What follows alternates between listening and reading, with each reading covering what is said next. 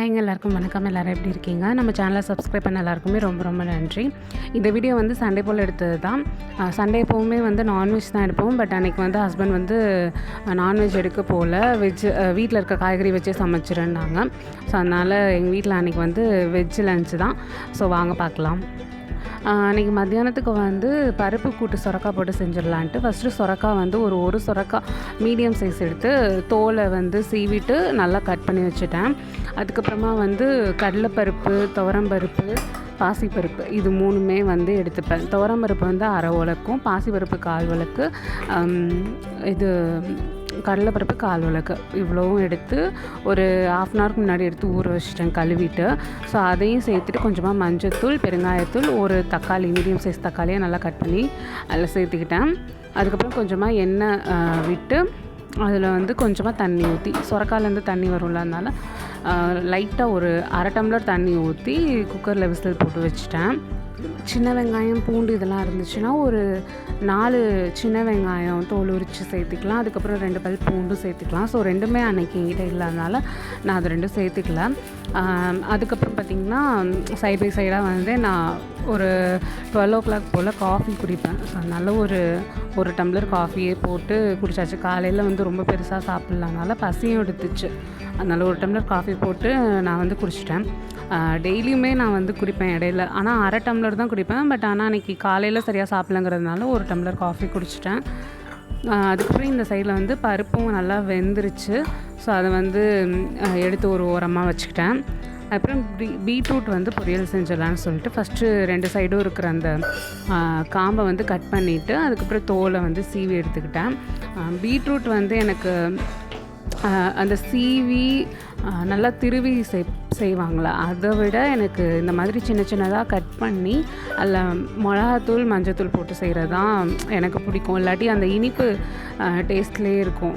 அதுவும் இல்லாமல் எனக்கு அந்த டேஸ்ட்டோட இப்படி செய்கிற டேஸ்ட் தான் ரொம்ப பிடிக்கும். அதனால் குட்டி குட்டியாக கட் பண்ணி எடுத்து ஓரமாக வச்சிட்டேன். அதுக்கப்புறம் இங்கே பருப்பு கூட்டுக்கு வந்து தேங்காய் அரைச்சி சேர்க்கணும்ல, அதுக்காக ஒரு கையளவுக்கு தேங்காய் அதை எடுத்துகிட்டு ஒரு 2 சில்லு தேங்காய் எடுத்தால் கரெக்டாக இருக்கும். அதுக்கப்புறம் அதில் வந்து ஒரு டீஸ்பூன் வந்து சீரகமும், ஒரு பச்சை மிளகாவை 2ஆக நறுக்கி போட்டு தண்ணி விட்டு அரைச்சி எடுத்துக்கிட்டேன். அப்புறம் இந்த சைடு வந்து பீட்ரூட் பொரியலுக்கு ஒரு கடாய் சட்டி எடுத்துகிட்டு அதில் ஒரு டேபிள் ஸ்பூன் எண்ணெய் ஊற்றி கொஞ்சமாக கடுகு மட்டும் போட்டு தாளிச்சிட்டு அதில் வந்து கட் பண்ணி வச்சுருக்க பீட்ரூட்டை போட்டு ஒரு டைம் நல்லா அந்த எண்ணெயிலே வதக்கிட்டு அதுக்கப்புறம் வந்து அதில் கொஞ்சமாக தண்ணி விட்டு ஒரு மூடி போட்டு வச்சுக்கிட்டேன் வேகிறதுக்கு. அதுக்கப்புறம் இந்த சைடு வந்து பருப்பு தாளிக்கிறதுக்காக ஒரு கடாய் சட்டியில் எண்ணெய் ஊற்றி அதில் கடுகு போட்டு தாளிச்சிட்டு ஒரே ஒரு வரமிளகா வந்து கிள்ளி போட்டுக்கிட்டேன். ஏன்னா வந்து நம்ம தேங்காய் அரைச்சோம் பார்த்திங்களா, அதுலேயும் பச்சை மிளகா சேர்த்துருக்கோம். அதனால் ஒரு வரமிளகா போதும் காரத்துக்கு. கிள்ளி போட்டுட்டு அதுக்கப்புறம் அந்த பருப்பு ரெடி பண்ணி வச்சுருக்கோம்ல அதையும் வந்து சேர்த்துட்டு அதுக்கப்புறம் இந்த தேங்காய் அரைச்சி வச்சதையும் சேர்த்து கொஞ்சம் கொதிக்கிறதுக்கு விட்டுட்டேன், மிக்ஸ் பண்ணி விட்டுட்டு. ஸோ கடைசியாக வந்து உப்பு சேர்த்துக்கிட்டா கரெக்டாக இருக்கும் நமக்கு. ஸோ உப்பு சேர்த்துட்டு டேஸ்ட் பார்த்துட்டு அதை வந்து மிக்ஸ் பண்ணி விட்டுட்டேன். எனக்கு வந்து நான்வெஜ்ஜோ அப்படி இல்லாட்டி பிரியாணி இந்த மாதிரி, அதாவது பிரியாணிலேயும் நான்வெஜ் அந்த மாதிரி செய்யும்போது ஒரு 1 ஹவரில் வேலை முடிஞ்சிட மாதிரி இருக்கும். பட் ஆனால் இந்த வெஜ்ஜு செஞ்சேன்னா எனக்கு எப்படியும் ஒரு 2 hours ஆயிரும். ஏன்னா ஒவ்வொன்றுத்துக்கும் தனித்தனியாக காய் கட் பண்ணணும், அது இதுன்னு சொல்லிட்டு அதுக்கே டைம் எடுத்துரும். ஸோ அதனால் நான்வெஜ் தான் எனக்கு தெரிஞ்சு டக்குன்னு சமைச்சிடலாம் வெஜ்ஜை விட. அதுக்கப்புறம் இந்த சைடு வந்து பீட்ரூட் வந்து நல்லா வெந்துருச்சு. அதில் வந்து கொஞ்சமாக மஞ்சள் தூள், உப்பு, மிளகாத்தூள் சேர்த்துட்டு ஒரு டைம் நல்லா கிளறி விட்டு லைட்டாக தண்ணி தெளிச்சு விட்டு மூடி போட்டு வச்சுட்டேன். அதுக்கப்புறம் இந்த சைடு வந்து பருப்பும் ரெடி ஆகிடுச்சா, அந்த பருப்பு கூட்டு ரெடி ஆகிடுச்சு, சுரக்காய் பருப்பு கூட்டு. அதில் கடைசியாக கொத்தமல்லி எல்லாம் தூவி விட்டு அதையும் இறக்கிட்டேன். அதுக்கப்புறம் ரசம் வந்து செய்கிறதுக்கு ஒரு 3 மீடியம் சைஸ் தக்காளி வந்து எடுத்துகிட்டு காம்பெலாம் கிள்ளிட்டு குட்டி குட்டியாக கட் பண்ணி அதை வந்து மிக்ஸி ஜாரில் சேர்த்துட்டேன். அதில் வந்து ஒரு 7-8 பல் பூண்டு, ஒரு 7-8 மிளகு, அதுக்கப்புறமா ஒரு 1.5 டீஸ்பூன் வந்து சீரகம், இது 3 சேர்த்துட்டு அது வந்து நல்லா அரைச்சிக்கணும். முந்தின நாள் வந்து சாம்பார் செஞ்சுருந்தேன். ஸோ அதனால் அப்போ புளி கரைச்சிருந்தப்போ நிறையா ஆயிடுச்சு. அதனால் அதை வந்து ஃப்ரிட்ஜில் எடுத்து வச்சுருந்தேன்.